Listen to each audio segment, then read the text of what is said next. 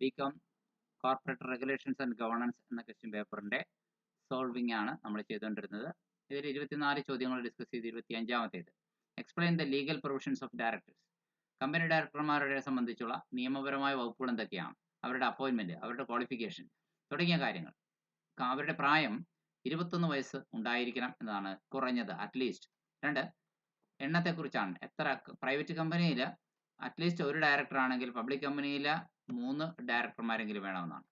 അവരുടെ താമസത്തെക്കുറിച്ച് പറയുകയാണെങ്കിൽ ഈ ഡയറക്ടർമാരുടെ കൂട്ടത്തിൽ ഒരാളെങ്കിലും ഇന്ത്യൻ നിവാസിയായിരിക്കണം. At least one director must be a resident of the country. Disqualification. Certain individuals such as undischarged bankrupts, പാപ്പരായിട്ട് ആ പാപ്പരത്വത്തിൽ ഹർജിയിൽ കൊടുത്ത് പാപ്പരായതിനു ശേഷം അതിൽ നിന്ന് അവരെ വിമോചിച്ചിട്ടില്ല എങ്കിൽ അവർക്ക് മറ്റൊരു കമ്പനിയുടെ ഡയറക്ടർ ആവാൻ മേലാൽ യോഗ്യതയില്ല. ഒരു വഞ്ചനാത്മകമായ ഒരു കുറ്റത്തിന് അവർ ശിക്ഷിക്കപ്പെട്ടവരാണെങ്കിൽ, ഒരു ഫ്രോഡിന് കൺവിക്റ്റഡ് ആണെങ്കിൽ അവർക്ക് ഒരു ഡയറക്ടർ ആവാനുള്ള ക്വാളിഫിക്കേഷൻ ഇല്ല. ഇനി അവരുടെ ഡ്യൂട്ടീസും റെസ്പോൺസിബിലിറ്റീസും സംബന്ധിച്ചാണ് അടുത്തത്. Fiduciary duty. Directors must act in the best interest of the company. ഡയറക്ടർമാർ കമ്പനിയുടെ ബെസ്റ്റ് ഇൻട്രസ്റ്റിൽ ആക്ട് ചെയ്യേണ്ടവരാണ്. Care and skill. Directors must exercise reasonable care and skill in their decision making process. അവരുടെ എന്ത് തീരുമാനം എടുക്കുമ്പോഴും അവരുടെ ന്യായമായ ഒരു ശ്രദ്ധയും അതുപോലെ നൈപുണ്യവും വൈദഗ്ധ്യവും അവർ പ്രയോഗിക്കണം. Then confidentiality. Director must maintain a confidentiality of the company information. Company ഇൻഫർമേഷനെ സംബന്ധിച്ചുള്ള ആ രഹസ്യ സ്വഭാവം അവർ സൂക്ഷിക്കേണ്ടതുണ്ട്. അവയുടെ കോൺഫ്ലിക്ട്സ് ഓഫ് ഇൻട്രസ്റ്റ്. അവരുടെ താല്പര്യങ്ങൾ സംഘർഷം ഉണ്ടാവാതിരിക്കാൻ ശ്രദ്ധിക്കണം. Directors must avoid conflicts between there personal interest and those of the company. Conflict of interest എന്ന് പറഞ്ഞാൽ വ്യക്തിപരമായ അവരുടെ താല്പര്യങ്ങളും കമ്പനിയുടെ താല്പര്യങ്ങളും തമ്മിൽ ഉടക്കി വലിക്കാൻ പാടില്ല എന്നർത്ഥം. അത്തരം സാഹചര്യങ്ങൾ ഒഴിവാക്കണം. അങ്ങനെ വരുമ്പോൾ വ്യക്തി താല്പര്യങ്ങൾ പ്രത്യേകിച്ച് കമ്പനിയുടെ താല്പര്യങ്ങൾക്ക് പ്രാധാന്യം കൊടുക്കുക എന്നുള്ളതാണ് അവർ ചെയ്യേണ്ടുന്നത്. അടുത്തത് ലയബിലിറ്റീസ് ആൻഡ് പെനാൽറ്റീസിനെ കുറിച്ചാണ്. Breach of duty. Directors can be held liable for breaches of their duties. കമ്പനിയുടെ ഡയറക്ടർമാർ അവരുടെ ഡ്യൂട്ടി ലംഘിക്കുകയാണെങ്കിൽ, കടമകൾ ലംഘിക്കുകയാണെങ്കിൽ തീർച്ചയായിട്ടും അവർക്ക് ലയബിലിറ്റി ഉണ്ടാവും. അവർ ശിക്ഷ അർഹരാണ്, അല്ലെങ്കിൽ അവരുടെ പെനാൽറ്റി അടയ്ക്കേണ്ടി വരും എന്നുള്ളതാണ്. ഇനി നെഗ്ലിജൻസ്.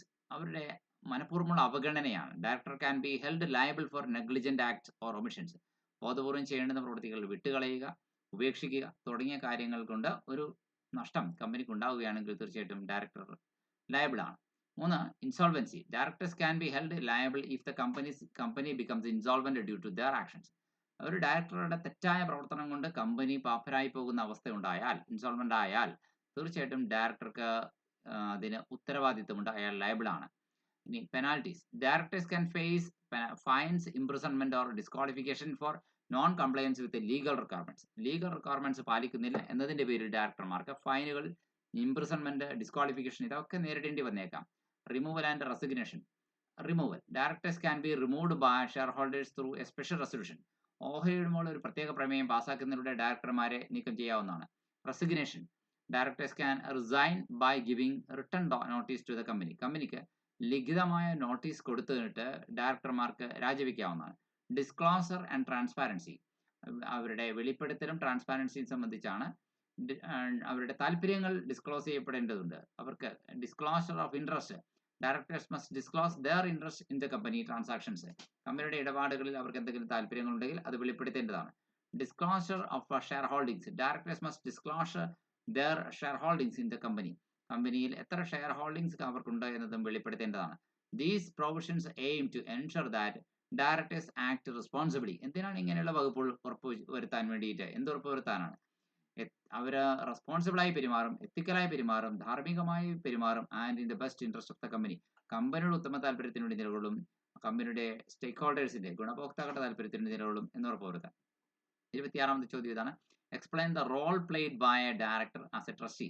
ഒരു ഡയറക്ടർ കമ്പനിയുടെ സ്വത്തുക്കളുടെ ഉത്തമ വിശ്വസ്ത സൂക്ഷിപ്പുകാരൻ എന്ന നിലയിൽ, ട്രസ്റ്റി എന്ന നിലയിൽ എന്തൊക്കെ റോളുകൾ ചെയ്യണം? As a trustee, a director plays a crucial role in managing and protecting the company's assets and interest. കമ്പനിയുടെ അസറ്റ്സും ഇൻട്രസ്റ്റും മാനേജ് ചെയ്യുന്നതിലും പ്രൊട്ടക്ട് ചെയ്യുന്നതിലും നിർണായകമായ പങ്കാണ് ഒരു ട്രസ്റ്റി എന്ന നിലയിൽ ഒരു ഡയറക്ടർക്ക് ചെയ്യാനുള്ളത് എന്ന് വേണമെങ്കിൽ പറയാം. അതായത് കമ്പനിയുടെ അസറ്റ് മാനേജ്മെന്റ് ആണ്. Directors are responsible for managing and protecting company's assets including property, investment, and intellectual property. അതുപോലെ തന്നെ stewardship. Directors must act as stewards of the company's resources. കമ്പനിയുടെ വിഭവങ്ങളുടെ സൂക്ഷിപ്പുകാരായിട്ട് അവരെ കണക്കാക്കേണ്ടി വരും. Ensuring they are used efficiently and effectively. കമ്പനിയുടെ resources, അത് മാൻ പവർ ആണെങ്കിലും ശരി, റോ മെറ്റീരിയൽ ആണെങ്കിലും ശരി, മറ്റേത് അസറ്റ്സ് ആൻഡ് ഫർണിച്ചർ ആണെങ്കിലും ശരി, ഇഫക്റ്റീവായിട്ടും എഫിഷ്യൻ്റായിട്ട് ഉപയോഗിക്കുന്നു എന്ന് ഉറപ്പുവരുത്താനുള്ള ചുമതല അവർക്കാണ്. Accountability. Directors are accountable for their actions and decisions. അവരുടെ തീരുമാനങ്ങൾക്ക് അവർ കണക്ക് ബോധിപ്പിക്കാൻ ചുമതലപ്പെട്ടവരാണ്. And must be prepared to explain and justify them to stakeholders. അത് സ്റ്റേക്ക് ഹോൾഡേഴ്സിന് എക്സ്പ്ലെയിൻ ചെയ്യേണ്ടുന്ന, ജസ്റ്റിഫൈ ചെയ്യേണ്ടുന്ന അവസ്ഥയുമുണ്ട്. Confidentiality. Directors must maintain confidentiality of sensitive information and avoid conflicts of interest. അവരുടെ താല്പര്യങ്ങൾ അവോയ്ഡ് ചെയ്യാൻ വേണ്ടി ശ്രദ്ധിക്കേണ്ടതാണ്. And duty of care. Directors must exercise reasonable care and skill in there decision making. ഡയറക്ടർമാർ തീരുമാനമെടുക്കുമ്പോൾ ന്യായമായ കെയറും സ്കില്ലും പ്രയോഗിക്കാൻ ബാധ്യസ്ഥരാണ്. Ensuring they must act prudently and in the best interest of the company. അവർ വളരെ സത്യസന്ധതയോട് കൂടിയിട്ട് കമ്പനിയുടെ ഉത്തമ താല്പര്യത്തിൽ പ്രവർത്തിക്കുന്നു എന്ന് ഉറപ്പുവരുത്തേണ്ടതുണ്ട്. Loyalty. Directors must act with loyalty. Loyalty means വിശ്വസ്തതയാണ്. കമ്പനിയോട്, ടു ദ കമ്പനി, കമ്പനിയോട് ഡയറക്ടർമാർ വിശ്വസ്തയോടെ പെരുമാറും എന്ന് വിശ്വസിക്കപ്പെടുന്നു. Avoiding any actions that could harm the company. കമ്പനിക്കും അല്ലെങ്കിൽ കമ്പനിയുടെ സ്റ്റേക്ക് ഹോൾഡേഴ്സിനും ദോഷകരമാകുന്ന ഏത് പ്രവൃത്തിയിൽ നിന്നും അവർ ഒഴിവാക്കും, വിട്ടുനിൽക്കും എന്ന് പ്രതീക്ഷിക്കപ്പെടുന്നു. Compliance. Directors must ensure the company complies with the all relevant laws. കമ്പനി, നാട്ടിലുള്ള ഗവൺമെന്റ് നിശ്ചയിച്ചിട്ടുള്ള കമ്പനി ആക്ട് പറഞ്ഞിട്ടുള്ള എല്ലാ പ്രസക്ത നിയമങ്ങളും പാലിച്ചുകൊണ്ടാണ് മുന്നോട്ട് പോകുന്നത് ഉറപ്പുവരുത്തുവാനായിട്ടുള്ള ഉത്തരവാദിത്തം ഡയറക്ടർക്കാണ്. Regulations and standards.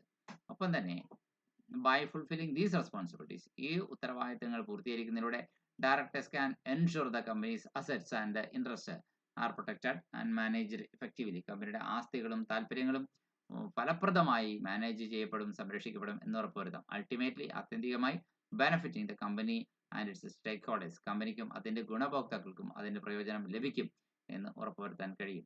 27ാമത്തെ ചോദ്യം ഇങ്ങനെയാണ്: distinguish between A motion and resolution. ഒരു മോഷൻ അഥവാ പ്രപ്പോസലും ഒരു റെസൊല്യൂഷൻ അഥവാ തീരുമാനവും തമ്മിലുള്ള വ്യത്യാസം എന്താണ്? പേരിൽ തന്നെയുണ്ട്, resolution is A decision on the proposal.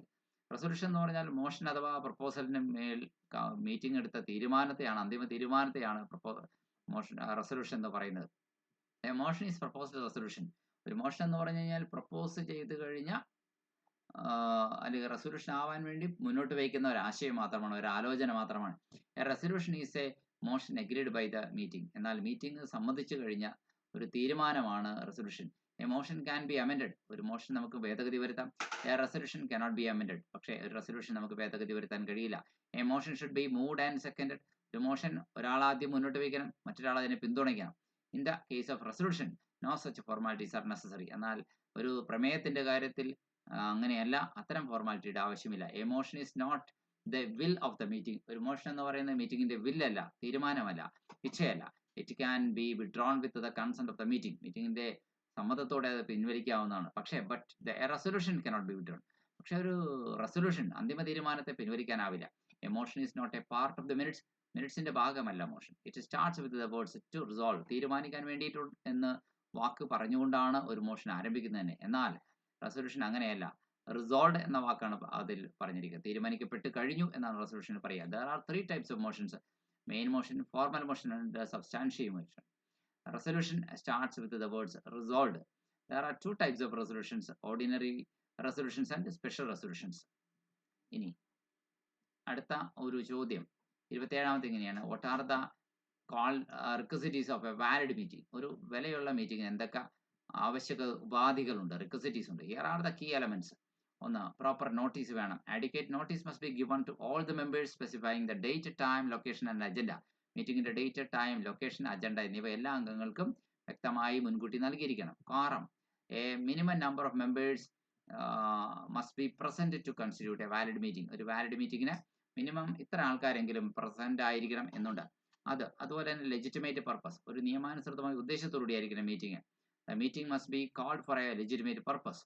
ഒരു നിയമാനുസൃതമായ ഉദ്ദേശം ഇവിടെ ചർച്ച ചെയ്യപ്പെടണം. 4, authorised participants. Only authorised individuals such as members or invited guests should be allowed to participate in the meeting.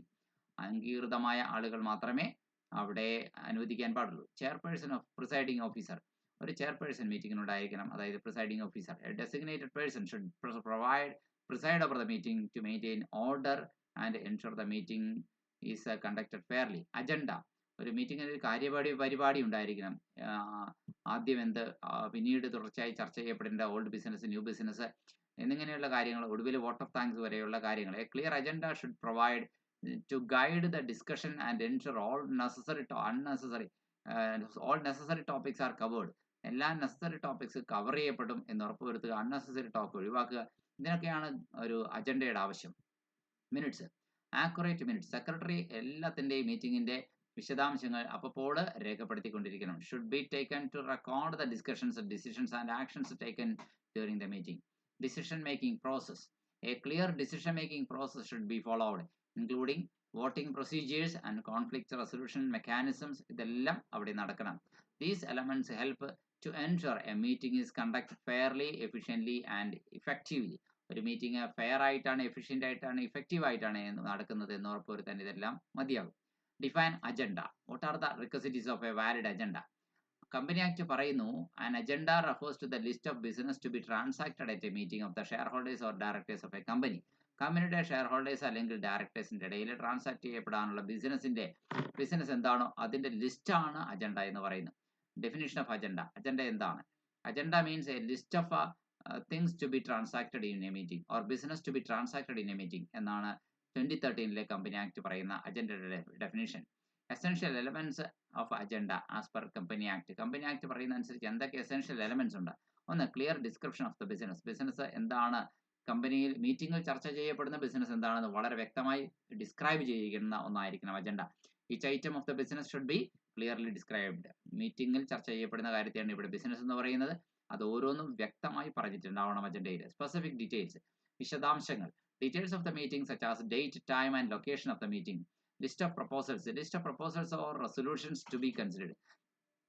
പരിഗണിക്കപ്പെടേണ്ടുന്ന റെസൊല്യൂഷൻസിന്റെ list. 4, supporting documents. Copies of any supporting documents or reports. ഏതെങ്കിലും supporting ഡോക്യുമെന്റ്സിന്റെയും റിപ്പോർട്ട്സിന്റെയും copies. Essential elements of a valid agenda for a company meeting. ഒരു company മീറ്റിംഗിന് ഒരു valid agenda ഉണ്ടാവണമെങ്കിൽ എന്തെല്ലാം essential elements വേണം? ഒന്ന്, to ensure the productive and effective meeting. A valid agenda should include clear meeting purpose. മീറ്റിംഗിന്റെ purpose clear ആയിട്ട് പറഞ്ഞിട്ടുണ്ടാവണം, അതിന്റെ ഒബ്ജക്റ്റീവും. Specific meeting details, date, time, location and duration. List of attendees. Attend ചെയ്യുന്ന ആൾക്കാരുടെ list. Names and titles of expected attendees including any guest or speakers or presenters. Agenda items, a detailed list of topics to be discussed. എന്തൊക്കെയാണെന്ന് നോക്കാം. Old business, ongoing or previously discussed business. നേരത്തെ ചർച്ച ചെയ്ത് കഴിഞ്ഞ ബിസിനസിനെ കുറിച്ച് പറയാം. New business, new topics or proposals, പുതിയ പ്രപ്പോസലുകൾ പറയാം. റിപ്പോർട്ട്സ് അജണ്ടയിൽ ഉണ്ടാവാം. അപ്ഡേറ്റ്സ് ഫ്രം ഡിപ്പാർട്ട്മെന്റ്സ്, ഓരോരോ ഡിപ്പാർട്ട്മെന്റുകളിൽ നിന്ന് പുതിയ അപ്ഡേറ്റുകൾ വന്നിരിക്കുന്നു, അല്ലെങ്കിൽ ഓരോ കമ്മിറ്റികളുടെ പുതിയ റിപ്പോർട്ടുകൾ വന്നിരിക്കുന്നു. ഓർ വ്യക്തികളുടെ റിപ്പോർട്ടുകൾ വരെ ഉൾപ്പെടുത്താവുന്നതാണ്. Time allocations, estimated time for each agenda item. ഓരോ ഐറ്റത്തിന് എത്ര സമയം നിശ്ചയിക്കണം എന്നത് ഒരു പ്രധാനപ്പെട്ട കാര്യമാണ്. ഏകദേശം എസ്റ്റിമേറ്റ് ചെയ്യപ്പെട്ട സമയം. To ensure a productive and efficient meeting. വളരെ പ്രൊഡക്റ്റീവ് എഫിഷ്യന്റ് മീറ്റിംഗ് നടക്കുമെന്ന് ഉറപ്പുവരുത്താനാണ് ടൈം അലോക്കേഷനും കൂടി അതിനകത്ത് ഉണ്ടാകണമെന്ന് പറയുന്നത്. Action items, task or decision to be taken during or after the meeting. മീറ്റിംഗിനിടയിൽ അല്ലെങ്കിൽ മീറ്റിംഗിന് ശേഷം എന്തൊക്കെ ടാസ്ക് ചെയ്യണം, എന്തൊക്കെ തീരുമാനം എടുക്കണം എന്നതാണ് ആക്ഷൻ ഐറ്റംസ് എന്ന് പറയുന്നത്. Then supporting materials, any relevant documents, reports or visual aids to be distributed or presented during the meeting. മീറ്റിംഗിന്റെ ഇടയിൽ അംഗങ്ങൾക്ക് വിതരണം ചെയ്യപ്പെടാനുള്ള എന്തെങ്കിലും റിപ്പോർട്ട്സോ ഡോക്യുമെന്റ്സോ ഉണ്ടെങ്കിൽ അത്, പിന്നെ പ്രസന്റേഷന് വേണ്ടിയിട്ട് എന്തെങ്കിലും മുൻകൂട്ടി തയ്യാറാക്കണമെങ്കിൽ അത്, അത്തരം കാര്യങ്ങൾ. Next steps, follow up actions or responsibilities assigned to attendees. Attendees ഓരോരുത്തരും എന്തൊക്കെ ഫോളോ അപ്പ് ആക്ഷൻസ് ചെയ്യണം തുടങ്ങിയ കാര്യങ്ങളാണ് ചർച്ച അവസാനമായി 9ാമതായിട്ട് പറയുക. Adjournment, formal closing of the meeting. Meeting formal ആയിട്ട് ക്ലോസ് ചെയ്യുന്നതിനെയാണ് ഇതുകൊണ്ട് ഉദ്ദേശിക്കുന്നത്. ദെൻ 10ാമത് പറയുന്നത് റെസ്പെക്ട് ഫോർ കോറം റിക്വയർമെന്റ്സ്. കോറത്തിൽ പറഞ്ഞിരിക്കുന്ന ആശയങ്ങൾ മാനിക്കുക. Ensuring the presence of a required number of attendees for the meeting to be valid. ഇത്തരം കാര്യങ്ങളൊക്കെയാണ് പ്രസക്തമായിട്ടുള്ളത്. അടുത്ത പാർട്ട് ഡി ആണ് ക്വസ്റ്റ്യൻ പേപ്പറിലെ.